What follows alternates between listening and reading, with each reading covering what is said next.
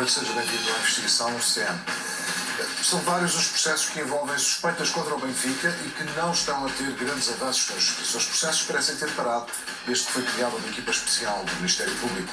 Nos últimos meses não houve mais diligências nem despachos de acusação ou arquivamento. A concentração de todos os processos na mesma equipa terá começado a atrasar os inquéritos. A investigação UCM revela esta noite todos os dados e provas que a Polícia Judiciária já reuniu, processo a processo, e os dados que, entre aspas, apertam o Benfica. O processo dos e-mails foi o que mais estragos provocou na imagem do Benfica, divulgados a conta-gotas pelo Porto Canal. Os e-mails desencadearam uma investigação ainda em aberto. O grande problema é que a prova foi obtida de forma ilegal e não pode, portanto, ser validada. A Polícia Judiciária tem que provar as suspeitas, mas através de processos lícitos. Foi a 6 de junho de 2017. Francisco J. Marques, diretor de comunicação do Futebol Clube do Porto, denunciou no Porto Canal e-mails que terão sido trocados entre Adão Mendes, antigo árbitro da Associação de Futebol de Braga, e Pedro Guerra, na altura diretor de conteúdos da Benfica TV. Falava num esquema de corrupção na arbitragem para beneficiar o Benfica. O primeiro e-mail falava de padres para representar árbitros e missas para representar jogos. Num outro e-mail trocado entre Adão Mendes e Pedro Guerra, o diretor de comunicação dos Dragões citava um excerto em que são referidos os nomes de 8 árbitros. Estavam todos ao serviço do clube encarnado. O Benfica ainda desmentiu os conteúdos, mas nada havia a fazer. Eram autênticos, embora alguns fossem truncados. Mas, efetivamente, as conversações dos encarnados tinham sido apanhadas. Uma bruxaria de uma forma que Nós temos o contrato da época passada, não é? Em termos atual, está aqui. Bruxaria, mas o da época passada com podemos contrato mostrar. por objetivos.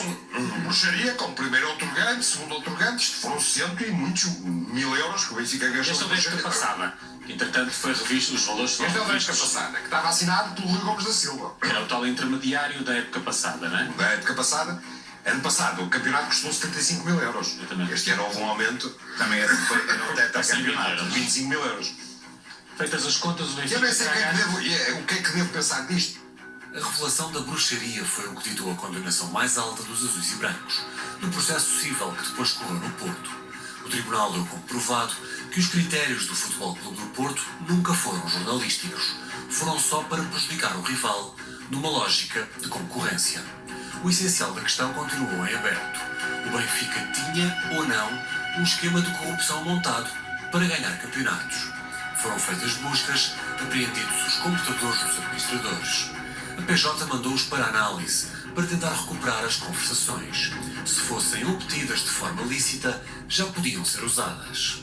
A investigação continua também em aberto. Já passaram 2 anos. A equipa especial não deduziu qualquer acusação, nem avançou sequer para o arquivamento. Já a seguir, vamos saber o que se passa com os processos Etopeira, Malachau e Cashball, que ficaram bem conhecidos dos portugueses, mas não têm fim à vista.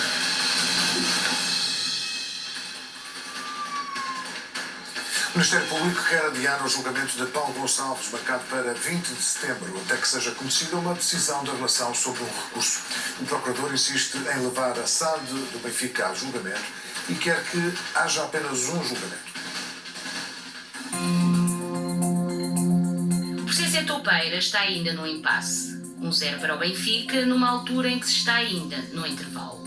No Tribunal Central de Instrução Criminal, o procurador pediu que a SAD fosse a julgamento. Defendeu em alegações. O Luís Filipe Vieira e todos os demais conselhos de administração nunca puseram entraves a qualquer atividade de Paulo Gonçalves, criando regras que impedissem abusos. Como era mais conveniente, atiraram tudo para a regra do bom senso. Bom senso não é regra. Bom senso é um princípio ético. Bom senso é o ponto de partida para algo que depois vai precisar de concretização. Bom senso, neste caso, é apenas desregulação. Bom senso é a apatia da sociedade perante o uso dos seus próprios bens, dos seus próprios trabalhadores, da sua estrutura, para o auxílio material na prática de crimes que, veja-se bem, certamente não é coincidência, beneficiaram precisamente a Benfica SAD. Daí Domingos Soares Oliveira dizia nas suas declarações que não há regra a bom senso. E se Paulo Gonçalves deve ser escolhido, não quero saber. Uma sociedade que fecha propositadamente os olhos a esta situação, ofende os seus deveres para com a comunidade e incorre em violação de deveres de vigilância e assume assim a responsabilidade penal. O Ministério Público diz que o Benfica teve durante anos 2 toupeiras da Justiça, 2 funcionários judiciais que ainda hoje trabalham aqui, nesta comarca, em Guimarães. Júlio Loureiro e José Augusto. José Augusto vai a julgamento com Paulo Gonçalves, o ex-braço direito de Luís Filipe Vieira. Ana Pérez, do Tribunal Central, entendeu que Júlio Loureiro e também a SAD do Benfica não cometeram qualquer crime. O Ministério Público não aceitou a derrota, recorreu para a relação. Serão agora os juízes desembargadores a decidir quem tem razão. Se o Ministério Público, se a juíza Ana Pérez.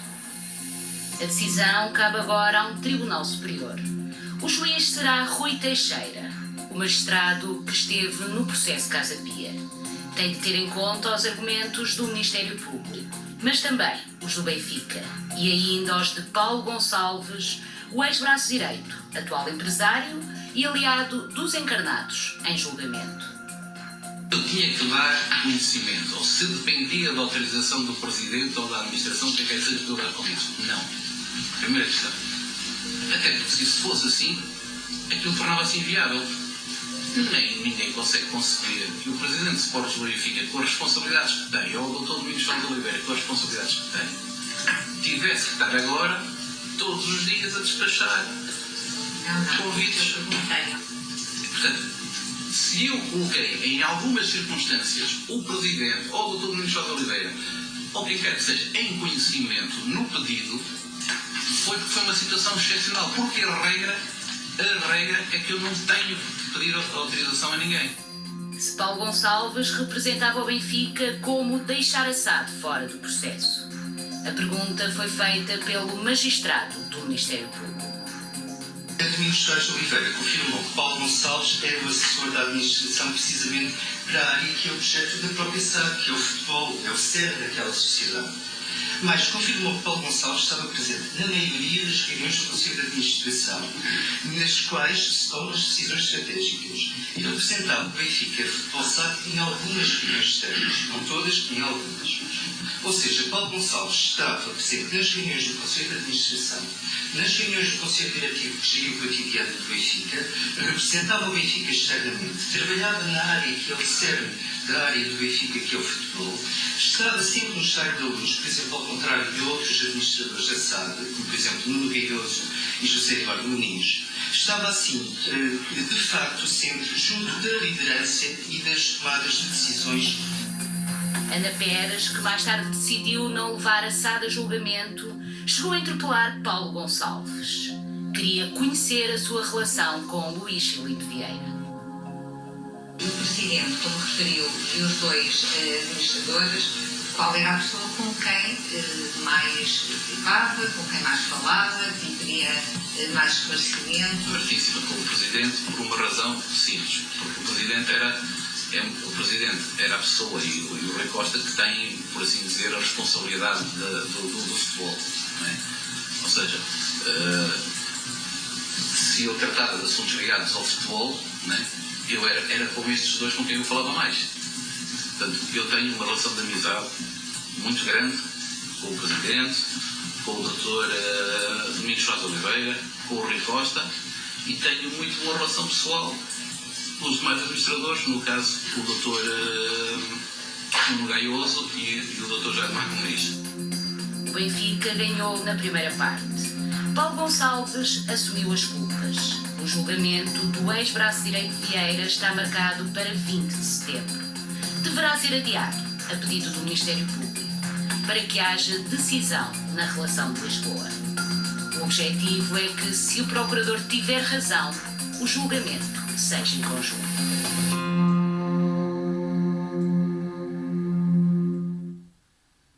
Um outro processo de Malachau estava praticamente concluído e tinha já proposta para diligências judiciais. Foram realizadas 14 buscas. Vários clubes estão, neste caso, debaixo de fogo. Investigam-se suspeitas de alianças improváveis que podem comprometer resultados da Primeira Liga. O Benfica seria o principal pivô do esquema. A investigação foi desencadeada pelo PJ do Porto. estavam em causa várias suspeitas que acabavam sempre nos encarnados. Vários clubes foram alvos de buscas. A PJ apreendeu documentos fundamentais. Foram feitas buscas aqui no Desportivo das Aves. A Polícia Judiciária do Porto diz que o clube de Santo Tirso era o principal aliado do Benfica.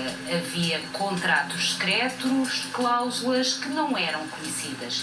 Na casa da mãe de um dos dirigentes do Desportivo foram encontrados contratos com opções de recompra dos encarnados. Desta forma, conseguiam enganar o número de empréstimos, conseguiam aumentar o número de jogadores que tinham em clubes também da Primeira Liga. Em contrapartida, diz a Polícia Judiciária, os encarnados estavam dispostos a aliciar os adversários do Desportivo das Aves. Desta forma, o clube conseguia manter-se na Primeira Liga. Havia mais suspeitos. Um deles, o Vitória de Setúbal. O alvo da investigação era o atleta Patrick Vieira, defesa emprestado pelo Benfica. A PJ suspeitava que o atleta tivesse sido aliciado de forma a melhorar a performance frente ao Futebol Clube do Porto. Outros clubes foram visitados pela PJ. A investigação estendia-se à Madeira, mais concretamente ao Marítimo. No norte do país, chegávamos à capital do móvel. Das 14 buscas feitas pela Polícia Judiciária do Porto, uma delas foi aqui no Paços de Ferreira. As autoridades defendem que o Benfica emprestava jogadores ao clube do Val de Sousa e, em troca, era favorecido sempre que se defrontava com o Paços de Ferreira. As autoridades defendem também que, quando o Futebol Clube do Porto vinha aqui à Mata Real jogar, havia benefícios para os atletas do Paços de Ferreira. O Benfica pagava para ganhar, conseguia assim que o rival das Antas se atrasasse na corrida à liderança. O processo Mala de Chau é outro dos que continua em investigação. Há contratos, cláusulas secretas, muitas provas que podem deixar o Benfica em maus lençóis. Mas a investigação ainda continua. Está parada. É outro dos casos nas mãos da equipa especial. Continua sem fim à vista. Há mais de 2 anos que a Polícia Judiciária está a investigar suspeitas de aliciamento a jogadores do Rio Ave, feitas alegadamente pelo Benfica. O caso começou a ser investigado no Porto, está agora em Lisboa, nessa equipa especial. Ainda não há acusação. O processo está aparentemente parado. Mas há confissões e escutas relevantes, provas que a Polícia Judiciária recolheu. A história começa em fevereiro de 2016. Foi um jogo Feirense-Rio Ave. Os de Vila do Conde perderam por 2-1. O alerta foi dado pela Santa Casa da Misericórdia. Apostas elevadas horas antes do apito inicial fizeram soar as campainhas. Cancelaram o jogo virtual, a Polícia Judiciária foi avisada. A investigação começou. O passo seguinte foi centrar as suspeitas no guarda-redes e nos defesas. Foram alvo de escutas pela Polícia Judiciária. Foi monitorizado se de alguma forma eram aliciados para perder, se estavam feitos com os apostadores. Cássio, estás sozinho? Precisava de dar uma palavrinha, mas pessoalmente, porque os telemóveis nascem com ouvidos. Se isto é de Lisboa, nem vale a pena conversar. Não quero saber. Sim, por acaso, uma parte é, a outra não. O interlocutor, diz a judiciária, era César Boaventura. A conversa aconteceu antes do encontro com o Benfica. Foi na época 2015-2016. O Benfica ganhou por 1-0 aqui neste estádio, no estádio do Rio Ave. Foi um campeonato disputado até ao último momento. O Benfica foi campeão, com a diferença de apenas 1 ponto do rival Sporting. Os verdes e brancos eram treinados por Jorge Jesus. O presidente era Bruno de Carvalho. A investigação da Polícia Judiciária diz que o empresário César Boaventura, agindo a mando do Benfica, contratou 4 jogadores do Rio Ave para que perdessem o jogo dos encarnados. O Sporting reclama ainda hoje ser campeão da época 2015-2016. Cássio foi depois apanhado noutra conversa. Contava a um amigo que tinha sido abordado novamente pelo mesmo gajo. O gajo era, diz a PJ, César Boaventura.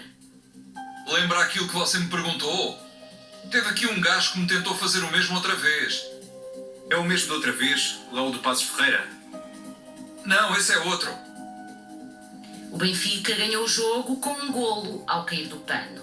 A judiciária avançou para a investigação. Havia suspeitas de que Boaventura agia como emissário dos encardados.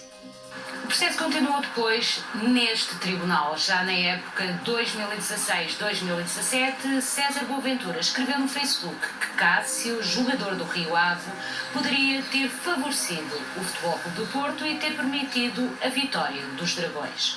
Cássio moveu-lhe um processo por difamação e disse que o Porto nunca o aliciou, mas contou que César Boaventura lhe ofereceu 250 mil euros para que perdesse com os encarnados. Cássio, guarda-redes, não aceitou. Outros jogadores vieram a este mesmo tribunal confirmar o aliciamento do empresário. Lion disse que ele próprio e também Marcelo, mais tarde jogador do Sporting, foram aliciados por César Boaventura. César Boaventura disse a todos os atletas que agia a mando de Luís Filipe Vieira. Em tribunal, Lion foi perentório. Falou de Boaventura, de como aquele o tentou aliciar.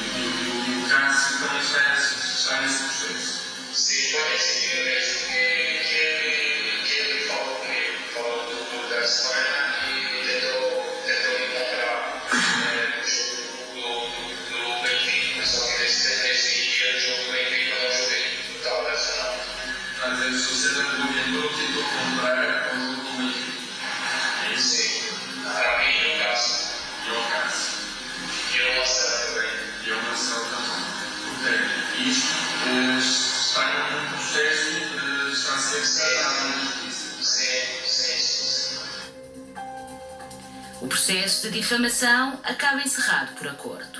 Diferente é o processo crime, que também transita para Lisboa. A PJ do Porto nunca o viu com bons olhos. A investigação estava já numa fase avançada. 2 anos depois, não há acusação. Nem tão pouco fim à vista. Tal como os restantes processos, também este está parado na equipa especial do Ministério Público. Em junho do ano passado, a Polícia Judiciária voltou ao Benfica. Desta vez as suspeitas eram de fraude fiscal. O processo nasceu de uma denúncia anónima, continua sem haver acusação. A PJ já parecia ser visita frequente no Estádio da Luz. Em junho do ano passado, os inspectores regressaram e voltaram a fazer buscas. Este é mais um processo que continua em banho-maria. Neste caso, há suspeitas de crimes fiscais. No âmbito de um inquérito em que se investigam os crimes de branqueamento e fraude fiscal, foram emitidos 3 mandados de busca domiciliária e 5 não domiciliárias, de entre estes 2 às sociedades Sport Lisboa e Benfica, SAD, e Benfica Estádio, Construção, Gestão, Estádios S.A. Indicia-se suficientemente nos autos que estas sociedades, a coberto de uma suposta prestação de serviços de consultoria informática, realizaram várias transferências bancárias para uma conta titulada por uma outra sociedade num valor total de 1.896.660 euros. Montantes esses que acabavam depois por ser levantados em numerário. Esta última sociedade terá sido utilizada com o único propósito de retirar dinheiro das contas do Benfica. Na operação foram constituídos 6 arguidos. Foram cumpridos 8 mandados de busca. 3 domiciliárias e 5 não domiciliárias. As buscas foram levadas a cabo por 25 elementos da Unidade Nacional de Combate à Corrupção da PJ, mas o processo está noutra unidade, não é a mesma que junta todos os processos de corrupção no futebol. Em resposta às novas suspeitas, o Benfica confirmou rapidamente as buscas. Emitiu uma nota a dizer que estava a ser levianamente difamado, alegou existir uma violação grosseira do segredo de justiça, desvirtuando factos e procurando centrar no Benfica a investigação. Sabe-se que na origem do processo esteve uma denúncia anónima. Falava em faturações inflacionadas por 2 empresas para permitir a existência de um saco azul. Os responsáveis pela investigação tentam seguir o rastro do dinheiro para perceberem se houve algum desvio de valores e, se sim, ao que se destinaram. O processo continua ainda em inquérito. É mais um que não terminou, nem com acusação, nem com arquivamento. O conhecimento dos e-mails do Benfica deixou os encarnados em polvorosa na altura. Os responsáveis da SAD tudo fizeram para conter essa fuga de informações e na altura ainda não se sabia que Rui Pinto era o principal suspeito de ser o autor. O Benfica chegou a ameaçar funcionários com processos disciplinares. A ordem do Benfica é clara. Funcionários e colaboradores do Clube da Luz não podem descarregar ou partilhar o conteúdo dos e-mails que comprometem as águias. A medida surgiu em tom de ameaça e terá sido enviada pelos próprios recursos humanos do Benfica. Este aviso via correio eletrónico está também a circular online em vários blogs de apoio ao Sporting. Caso decidam fazer download ou partilhar os conteúdos dos polémicos e-mails que envolvem figuras como o próprio Luís Filipe Vieira, além de Pedro Guerra e Paulo Gonçalves, os funcionários do clube encarnado arriscam ser alvo de processos disciplinares e até processos crime por devassa da vida privada, violação de correspondência e acesso ilegítimo a correio eletrónico. O Clube da Luz não desmente a ordem e fonte oficial sublinhou à CMTV que foram tomadas precauções internas para evitar novas situações do género. Ainda em investigação está o pagamento feito por Domingos Soares de Oliveira, o pagamento do casamento da filha, usando as contas do Benfica. Os dados também já não estão na Polícia Judiciária, mas, mais uma vez, não há acusação nem arquivamento. O administrador do Benfica admite que é normal o recurso à faturação falsa e afirma que apenas beneficiou de um adiantamento. As declarações de Domingos Soares Oliveira surgem depois de a CMTV ter revelado que o casamento da filha foi faturado ao Clube da Luz. O Benfica tem uma prática de proceder, desde que o colaborador assim o solicite, proceder a um adiantamento relativamente a vencimentos futuros. Isto pode ser por razões pessoais, pode ser por razões de índole fiscal, pode ser por razões de saúde. Se efetivamente houver um pedido de adiantamento por contrapartida de remunerações futuras, esse adiantamento normalmente é concedido, depende naturalmente da pessoa em causa, não relativamente ao seu cargo hierárquico, mas relativamente, digamos, àquilo que é a sua prática perante o Benfica. Portanto, bons funcionários nos quais acreditamos têm normalmente acesso a esse tipo de adiantamento. As faturas do casamento da filha deste administrador do Benfica foram falsificadas.